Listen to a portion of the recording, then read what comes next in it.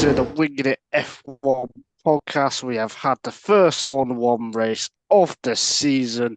It was a Red Bull 1-2. Max Verstappen won it, and with myself, Nigel Chew, to talk about the Bahrain Grand Prix.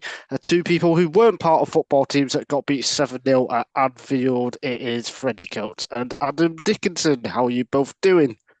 I'm great. As the goals were going in, I was thinking, wow, I bet Nigel really wishes he was a Liverpool supporter, as he keeps telling us he's not. But yeah, I'm good. We drew 0-0 away at Watford yesterday, so not quite the same level. When you say we, say like to the audience. Preston North End drew 0-0 at Watford. Although I'm giving you both pieces of information to find out who we are, true. if people were that interested.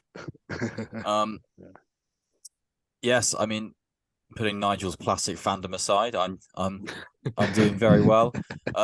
Brentford haven't played this weekend. They've got the Monday night slot against Fulham because it's the derby match, and that's the rival. So, yeah, let's hope Bradford win. Just so Freddie is a bit happier, because that'll be good. Won't it? Anyway, let's talk about. It would be. Let's talk about the Bahrain Grand Prix. Max Verstappen, utterly dominant. I think he led all but 2 or 3 laps when Perez was ahead after the first pit stop phase or something like that. So pretty much a lights to flag run. I mean, could it have been any better for Red Bull, that race on Sunday, Freddie? No, I don't. Well, yes, it could for yes. Perez could have not fallen back at the start and could have waltzed away and made it a bit easier to have both cars just in without any touching distance from Ferrari, which Perez did manage to develop after he got past Leclerc, but through their soft tyres, and that was the right call from a strategy to get Perez past, because otherwise he would just be stuck behind on the same tyres. And I think the only way it could have gone better was without that headache, but it wasn't much of a headache because the car was just superior, and both drivers were very, very good in it. They were both able to do that. Well, it could have gone 1 point better because they didn't get maximum points because of Zhou Guanyu and Pierre Gasly before that. But yeah, apart from that, it was pretty dominant. It always felt like Leclerc was going to have a difficult time keeping Perez behind him, and that turned out to be the case. And once they'd gone past, I don't really remember seeing them on the TV screen much after that, because they were just in a league of their own, and there was some excitement going on behind. But yeah, the top two look set for quite a long time in this race. How worried do we think the other teams should be? Because I mean, I think Mercedes Hamilton was 50 seconds behind in the end, and Fernando Alonso, who came third, was 38 seconds behind. Okay, Leclerc probably would have been about 25 to 30 seconds behind, but that's still more than a pit stop, of course, if Leclerc did finish the race, which he didn't. So how worried should the other teams be? No, very. But it almost seems like it's gone beyond worry, and it's now resignation already. One race in. I mean, Mercedes have got seemingly bigger problems that we'll come on to later. Leclerc still seems positive on Ferrari's 1 lap pace. He seems to think he could have got pole position, and he reiterated that today. So he seemed a bit more confident on the 1 lap pace, but in terms of race pace, like, it's not. Yeah, as I say, it's kind of gone beyond worry. But we've only seen them on one track, but they just seem so good, and it's hard to see another team getting in their way this season already, 1 race in. Yeah, I lean more to what Adam was saying about resignation there. It does sort of feel like, oh, okay, well, that's already sorted from a season perspective. There is obviously the caveat of wind tunnel days and things like that, and the reduction for Red Bull, and seeing how that plays.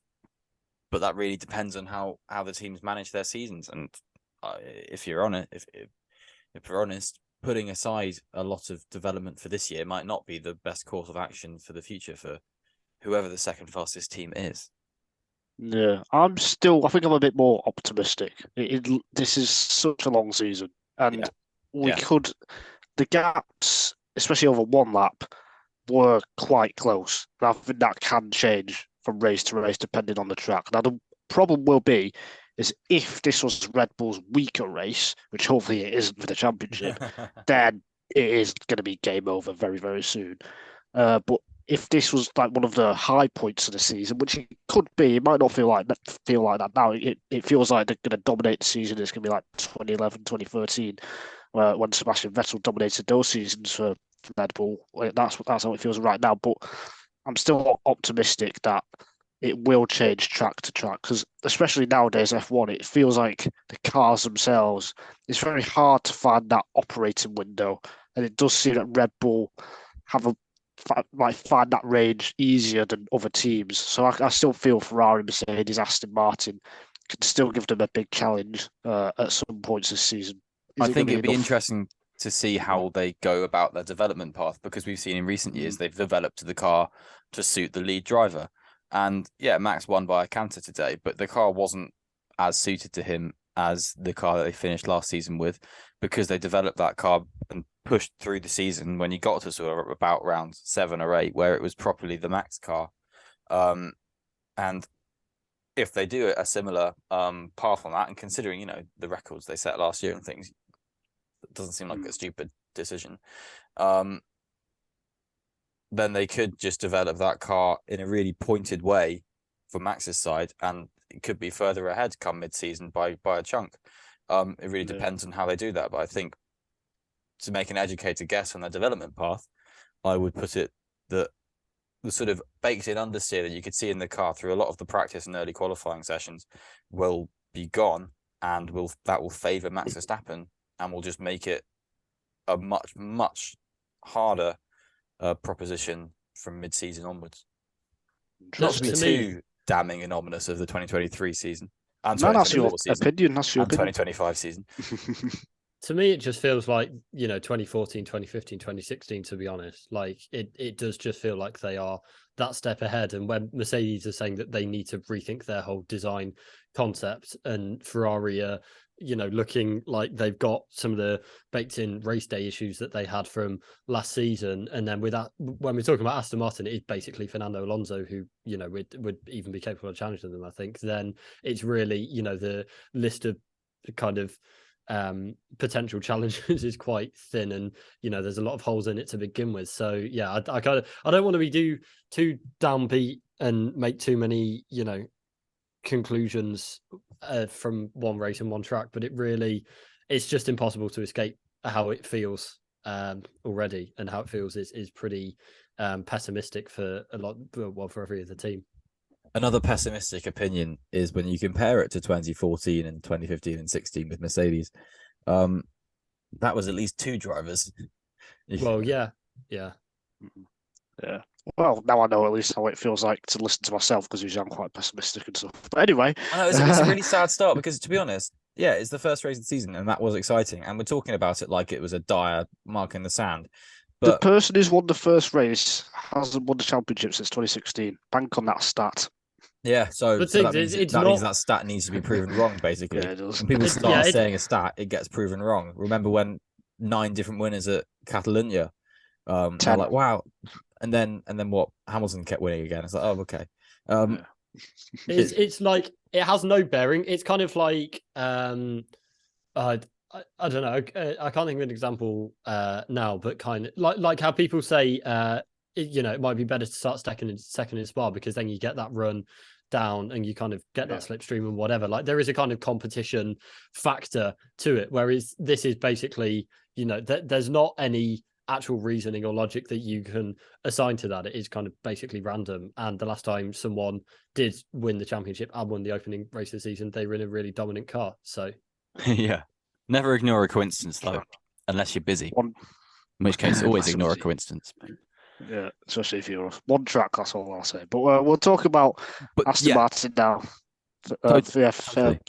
Fernando Alonso got 3rd place after a brilliant drive. For me, it was very fortunate actually on the first lap that he didn't get a puncture after he got punted by Lance Stroll a bit. But then he overtook George Russell, overtook Lewis Hamilton after a great battle with Carlos Sainz as well, and obviously took advantage of Leclerc's control electronics failure. It was just great to have Alonso fighting at the front. I think he was the excitement that the race needed, really. Oh, absolutely. Yeah. He made the race, to be honest. His duel with I'd say his draw was Russell was the best, but all three were really great to see. And as you said, just lit up the race. If he wasn't in the race, if it was an Aston Martin running around as the 7th best team like they were last season, then it would have been a much more boring race. Yeah, I agree with Adam there. The fights that he had with handy drivers were really clean and exciting bits of racing, particularly. You could see the sort of pure racecraft of it into turn 4, where he would, the squeezing with Russell going side to side with each other and things like that was really fun. And then the way he then deliberately tried to cut and park the bus on the apex to stop Hamilton getting the switchback, because that's a proper instinctive racing, and then nearly spinning it at the same time, and then sending it down the inside at turn 10, just because the car is just working for him. It was mad how flamboyant the overtakes were, considering how much pace he had.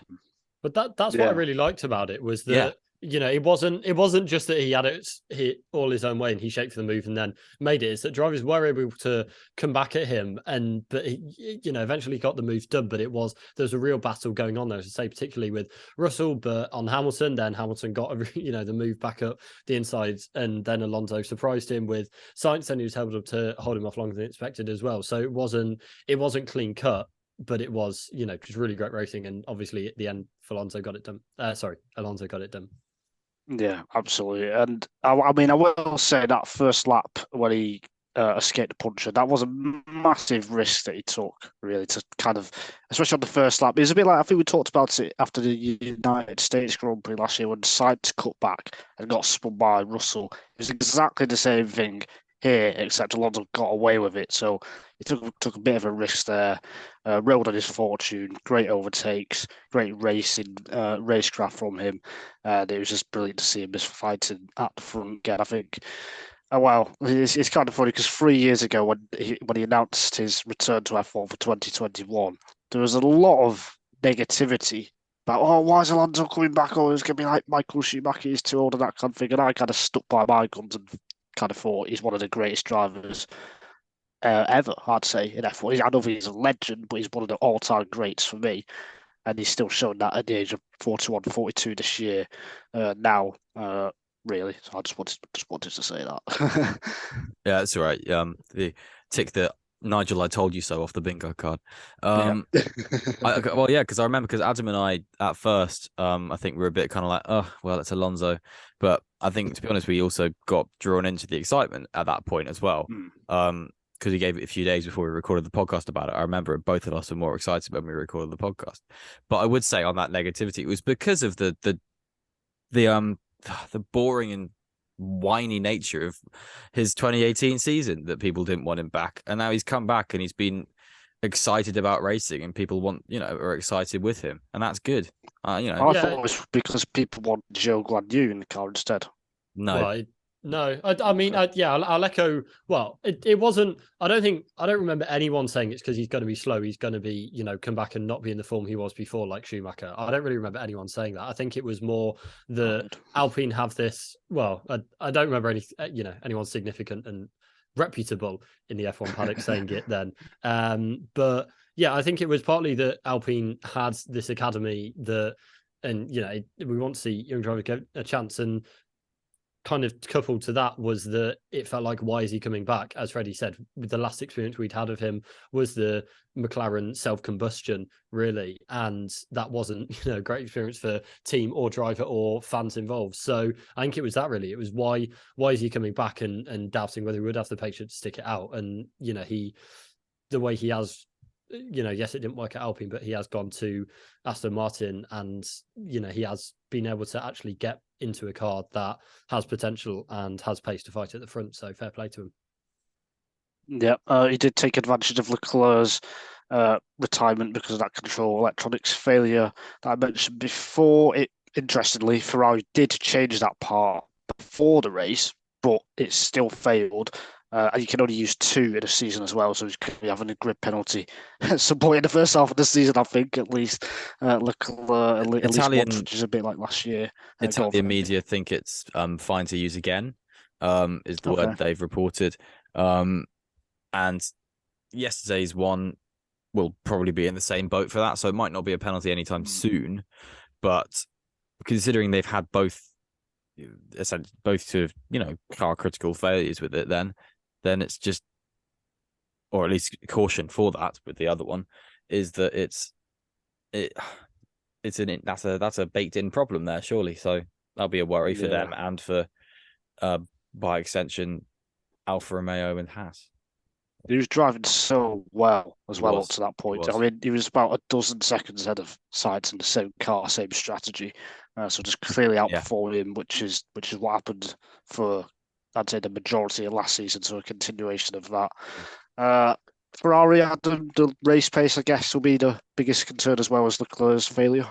Yeah, I think it is maybe getting lost in the wash a bit that actually Ferrari were better than Aston Martin this weekend and in the race, I'd say. And yes, when you have two components, one have to be sent back to Maranello and one fell in the race and cost you a podium, it's not great. But in terms of the pace of the car, they do still look the best car after the Red Bull, but they're just not close to the Red Bull at all. So yeah, great from Leclerc. Obviously, no fault of his own that he DNF'd, and he would have deserved that podium because he'd driven a great race up to that point.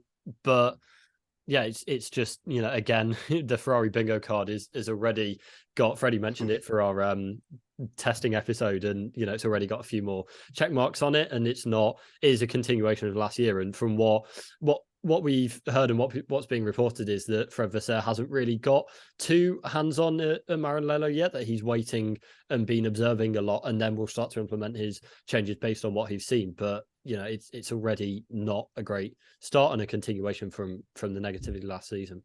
Which for Fred Vasseur's case, considering he started around Christmas or even after that for his first day, is kind of fair enough. You got to see what's wrong in action live from the inside. And I would agree with Adam and you, Nigel, on that Ferrari in Leclerc's hands and Sainz's in qualifying as well was excellent. And not excellent, but more excellent than the other cars in the fight for second place, in terms of second best car. But yeah, and Leclerc had that sewn up, sign sealed, and so on. Yeah. So it's going to be interesting to see where they are, because Leclerc is downtrodden this weekend. He's not really cut up the best figure, even after qualifying yesterday, where he was a bit more kind of like, yeah, maybe. But I still think in his heart of hearts, he didn't really think he could fight really at any point this year. So who knows where we'll be with that.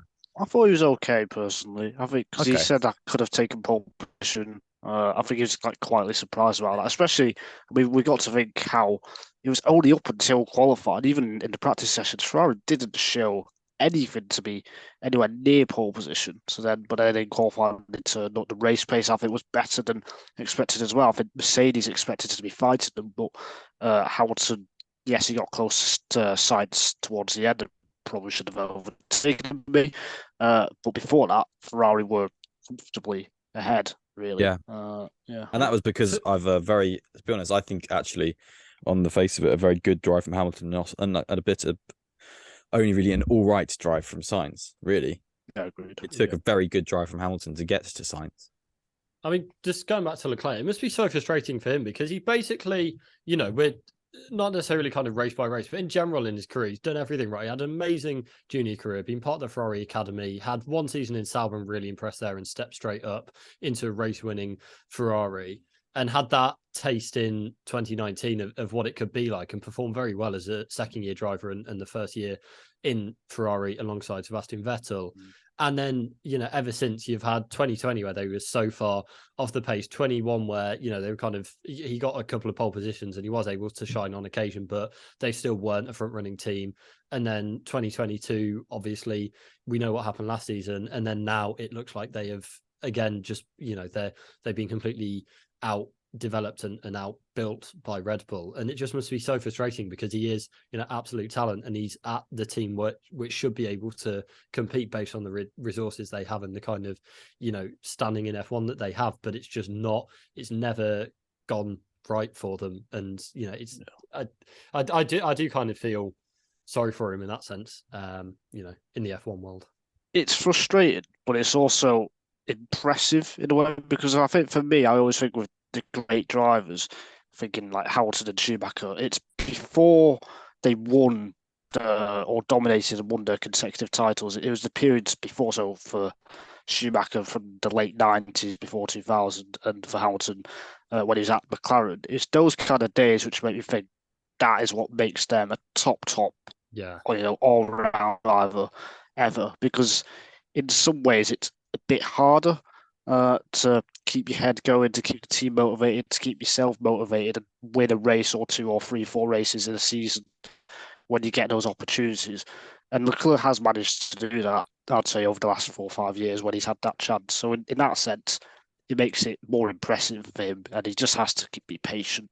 I think he will have chances to win races this season.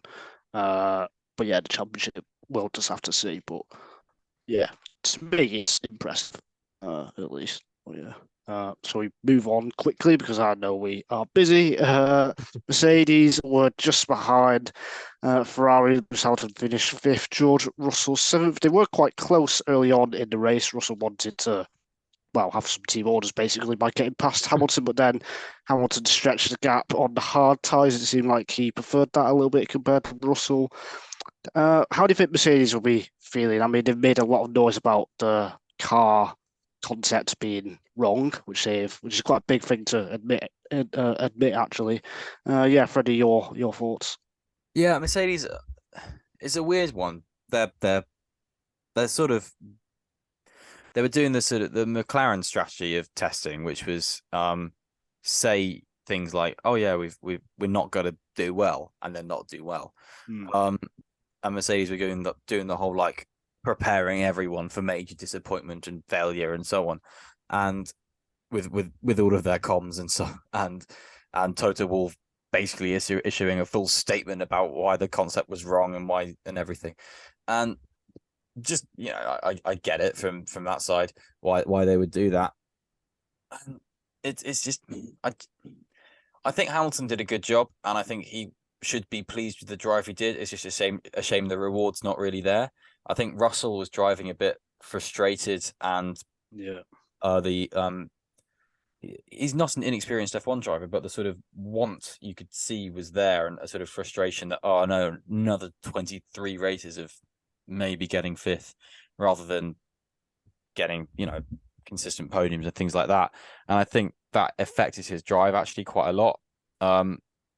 He actually, I think, to be honest, if I remember this rightly, he fell back from Lewis in the first soft tire stint anyway, because he just cooked his tires and then couldn't defend from the Aston Martins, and Lewis was better at looking after his tires, frankly, for the whole race. And that was it was a marked better race for Hamilton than Russell. And that I think, they just need to kind of keep George calm. And I think all the sort of shouting around isn't necessarily helping him this weekend. Has fired him up in the past, obviously with Williams and so on. He was able to sort of ride that wave pretty well. So we'll see in this season, and it's probably a one-off. But I do think there was one side of the garage that had a better drive, which is a shame for George. But anyway, I don't really know where they go from this. You make just quickly on Russell, because Alonso saved his tyres in the first stint and then attacked Russell. So he did the opposite, whereas Russell was trying to get past Hamilton. And we saw the same with Stroll when he got ahead of Russell after the last pit stop as well. Russell tried to push early on, then didn't have anything left to fight. In the end, it would have been better to be patient. But no, carry on your point. Oh yeah, well, I was just going to say I don't really know where Mercedes go from here for the season, because they can't really. I don't know. Do they sack it off and reconcept it and do an Aston Martin or something? Who knows?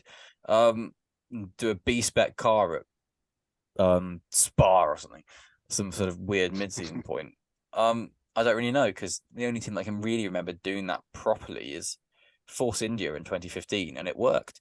And that set them up then to go and to get fourth in 2016 and so on in the constructors. So but that's the only really potential I can see that's short term for them, because similar to Ferrari, it's the sort of question of what do they do then? And I think it's a very tricky situation for these teams. I'm going back to the conversation we had earlier, but it's a very tricky situation. I kind of think everyone needs a circumstance to win, apart from Red Bull, who needs a racetrack. Okay, Adam. Yeah, I just echo that. It's like they really bought into this concept over the winter and doubled down. And we talked about when they launched how it's nice to see that they've gone with it and still tried to make it work. And then before the first race, like after qualifying, they haven't even started the race and they're going, well, we need to abandon this. We gave it our best shot, but here we are. It's really,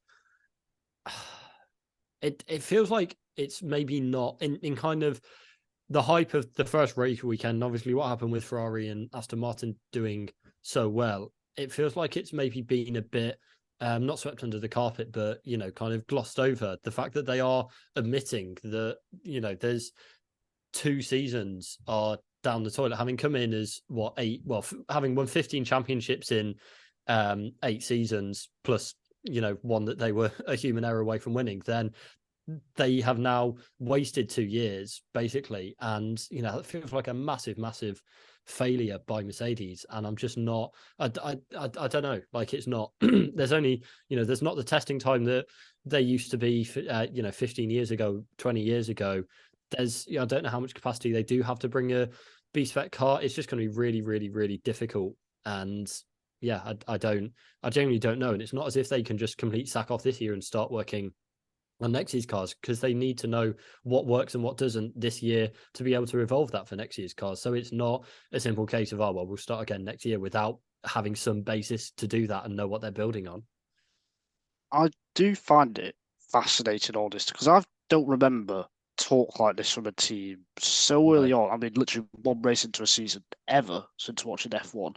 And I have had a pop at Mercedes' technical team over the last couple of months. And I do think James Allison, Andy Cowell, and a couple of others, those guys leaving over the last 4 or 5 years has had an impact. Of course, F1 is not just about 3 or 4 top engineers and tech people, but it does kind of coincide with Mercedes's what they've been outdeveloped and outfought by Red Bull over the last 2-3 years, I'd say. But that said, to abandon a whole concept, I mean, obviously I'm not a technical person, but surely, unless they can see there's going to be no potential, they can't develop this car. That's a massive thing to say, because who knows, like the Red Bull concept, which most teams have, maybe further down the line, they will find they can't develop as much compared to the Mercedes and Ferrari concept, and then Mercedes will come back later in the year. So unless the team can see that, which will be a big problem, I don't fully buy into them, getting rid of this no side pods concept. We'll have to wait and see, won't we? That's all I can kind of think of to say on it now.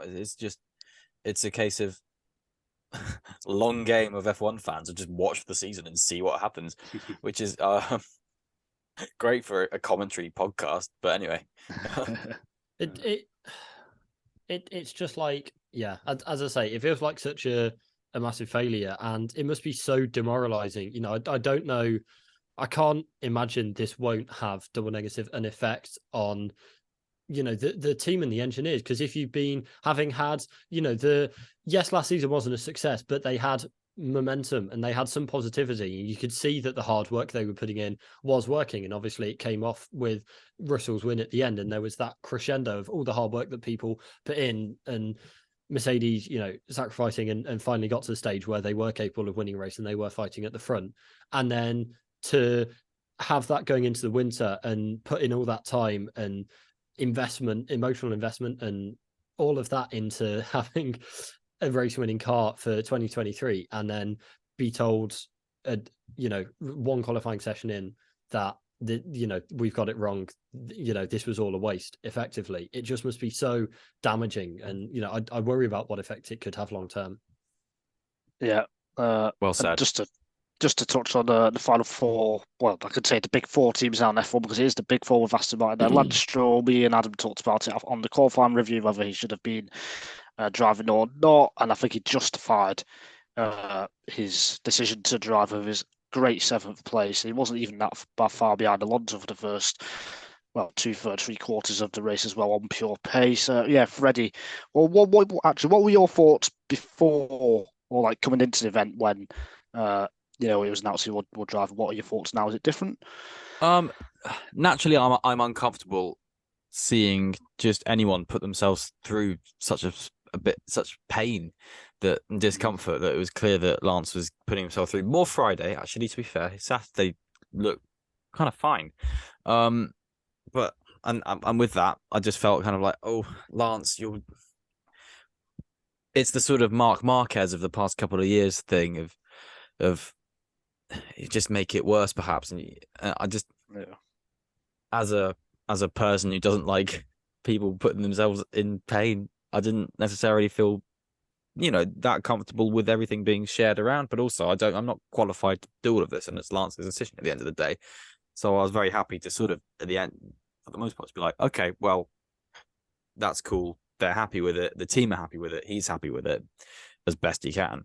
And I think yesterday made that kind of look a bit kind of, well, he is on the back foot a bit. But today, I agree. I think he did really well.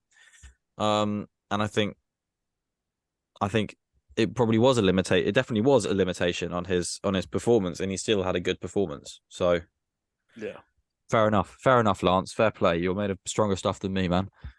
Absolutely stronger stuff than all three of us put together. Well, definitely me. Well, I was going to say all three of us put together, which is probably true. Yeah, both of you. Yeah, no, anyway. Adam could take him. Adam can do it. I mean, I'm the guy who stopped a kart race because I was just like, well, my head's come off, and I just couldn't move, and because I was so unfit. Monty Python. Yeah. Pierre Gasly maybe watches Monty Python, probably doesn't. He finished 9th. That is an awful segue. He finished I 9th. He finished 9th for Alpine after a terrible day for Esteban Ocon. But first on Gasly, best of the rest, but still 9th. He and a few of the others pitted for soft tyres when the virtual safety car for Leclerc came out. It paid off. He got past De Vries and ended up in front of the Williams cars. So it kind of salvaged Alpine's weekend, although I guess they'll be disappointed to be a long way off in terms of pace off those front 4 teams. Yeah, it's really like after testing where it felt like they were holding something back, then now we've seen everything, and they are definitely, in the back 6 rather than looking forward to the front 4. And Ocon, just what a nightmare weekend. And it's all it's all avoidable problems. It's just compounding mistakes, and it is, from what we've seen of Ocon, he can be a kind of hardhead at times and get emotional. It felt like, I don't know if that is what happened, but it certainly felt like that might be a factor, that it's just compounding mistakes and it's all avoidable. And after putting in such a good qualifying, it's just really, you're just leaving the circuit thinking, what an absolute waste of a weekend. Amateur hour. Yeah, absolutely. But Williams, though, they'll surely be delighted with the pace they had. Alex Albon scoring a point in the first race of the year. Logan Sargent had a very impressive weekend too. Should have, very unlucky not to get into Q2 by 1/1000th because he did at the same time as Norris, but then did it second. Yeah, literally.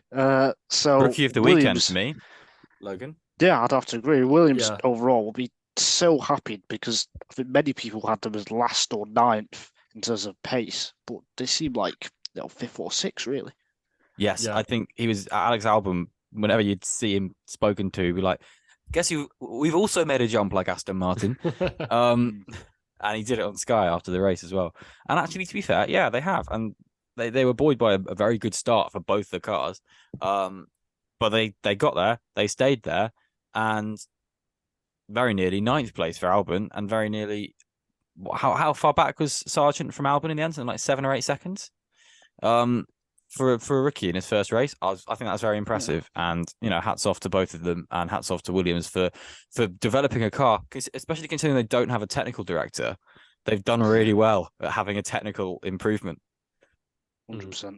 Yeah, and great from Sargent because he's making me reconsider kind of my, I guess, caution that I had around him because he's done really well so far. And they had a great start, but actually, there was Sargent's bad luck in qualifying. Albon didn't get out to set a time. So that could have been where they started from, or around where they would have started from. Yeah, had good point. everything gone right for that. But I mean, you say he's the rookie of the weekend. There wasn't as much competition as there might have been for that because of what happened with McLaren, which was, we've used nightmare a few times on this episode, but I think, this takes the cake. Amateur hour again. We can probably speak about McLaren in more detail in the next podcast, but they have got some big work to do. We might do a little segment on that. Just quickly on Haas and Alfa Romeo. Do you think they'll be disappointed not to score points considering the hopes coming into the weekend? Haas, yes and definitely. No. Alfa Romeo scored points. They did a good job. Yeah, I think it's difficult because there's 4 teams at the top now. Then there are only those 2 spots, so I don't know. It's always going to be so tight to score those points, and I forgot Bottas. Silly me. puts more value on them. But Bottas had a great race. Bottas really, he really got up early, and again Alfa Romeo looking really porridge. strong, looking fast, looking like they've continued from last season. And there's everyone and their dog knows that they need to develop better than they did last season. Everyone and their dog is saying it on various podcasts, but we can repeat it here as well. But it's a great place to be starting from, and great to turn that into points like they did this weekend, which they weren't always. They were guilty of not doing that sometimes last season. Yeah, sorry, I've just completely forgot Bottas in 8th. I just kind of skipped it there. And then the other classic Nigel.